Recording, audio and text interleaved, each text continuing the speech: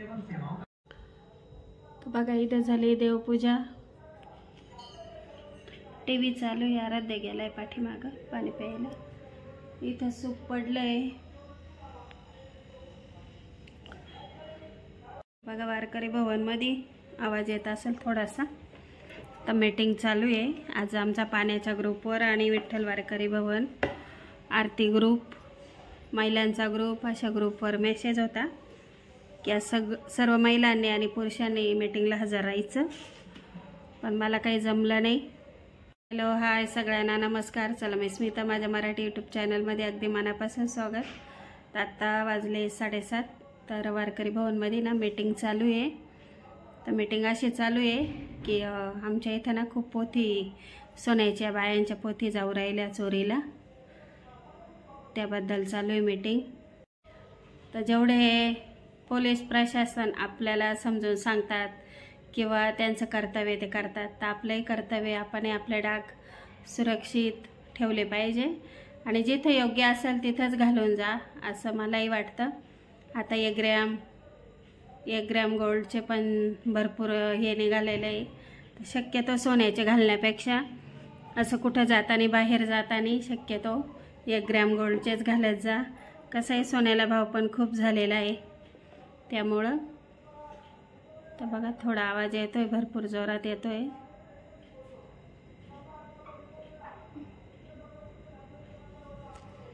तर छान चालू आहे मीटिंग, लेडीज कॉन्स्टेबल पण आहे, लेडीज पोलीस पण आहे, तशी चालू आहे मीटिंग। तर मी पण एक संदेश देते तुम्हाला, जिथं शक्य असेल तिथंच तुमचे दागदागिने घालणं योग्य आहे। असं कुठं बाजारात, कुठं पिक्चरला, कुठं शॉपिंगला गेला तर घालत जाऊ नका, तिथं काही कोणी बघण्याचा विषय नाही आहे, पण मग ते करायला किंवा आपल्याला पण धोका असतो। कसं आहे एखाद्या वेळेस जर अचानक सोन्याची चेन म्हणा, पोत म्हणा ओढला गेली तर आपल्या गळ्याला त्रास होऊ शकतो, कानांना त्रास होऊ शकतो। तर आता आम्हाला फिरायला जाणार आहे, मी सर्व काढून ठेवणार आहे, तर मी सिंपल वापरते 2 वाट्यांचं, तर असं साधं सिंपलच वापरत जा। आवडला तर नक्की लाईक करा। कसं आहे जेवढं ते सहकार्य करता आपल्याला, आपण त्यांना सहकार्य केलं पाहिजे। आपण जर नाही घातले तर पोलीस कंप्लेंटी कमी होतील, त्यांनाही ताण कमी पडेल।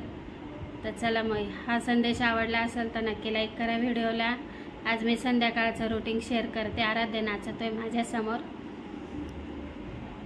तर चला संध्याकाळचं रुटीन शेअर करते मी तुमच्याशी। मी घेतलाय कोबी चिरायला, तर चला कोबी चिरायला घेतलाय मी आज कोबीची भाजी। मिस्टर आणि मोठा मुलगा गेला यात्रेला, तर आमच्या इथं अकोला तालुक्यात समशेरपूरची 8 दिवस यात्रा आहे, त्या यात्रेसाठी ते भेळीचं दुकान घेऊन गेलेले। तर मग आज आराध्य मीच आहे दोघं। तर चला म्हटलं कोबीची भाजी छान पोळ्या बनवू। कढीपत्ता टाकू, मोहरी,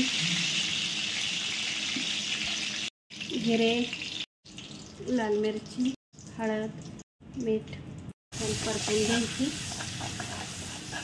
आणि मग धुतलेला कोबी टाकायचा।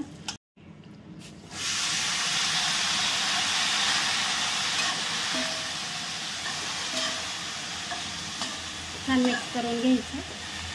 चला मी मुगाची डाळ निवडून धुवून घेतली। आता इथं तर बघा पाणी न टाकता पाणी झालेलं आहे, इथं मध्यभागी टाकून द्यायची, छान वाफेवर होती बरं का। आणि शक्यतो संध्याकाळी ना मुगाच्या डाळीचा जास्त वापर करायचा, पचायला हलकी राहते। तर चला आता आपण पाणी नाही टाकणार, असंच मी हे करते आणि झाकण ठेवून 10 मिनटं वाफेवर ठेवू। गॅस बारीक करते आणि झाकण ठेवते 10 मिनटं। चला मी आराध्य माझ्यासाठी घेतलं आहे पीठ मळायला, तेल टाकते, थोडं मीठ आणि पाणी।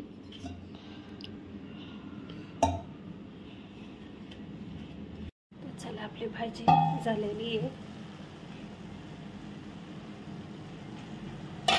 झाकण पॅक बसलं होतं, वाफ धरली होती। कोथिंबीर टाकून घेऊ। आराध्याचं चाललंय मला भात बनव थोडासा व्हाईट, सकाळी मसाले भात बनवला होता, आता त्याला परत भात बनवायचा। पोळी अजिबात खात नाही, संध्याकाळी भातच खायला लागतो त्याला.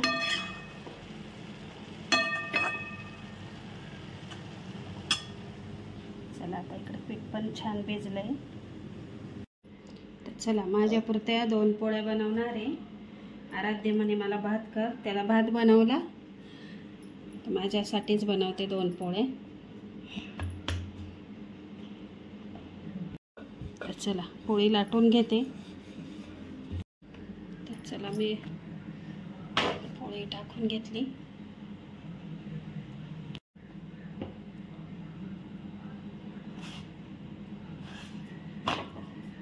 तर चला या जेवायला. छान मुगाची डाळ टाकून केलेला कोबीचा कांदा.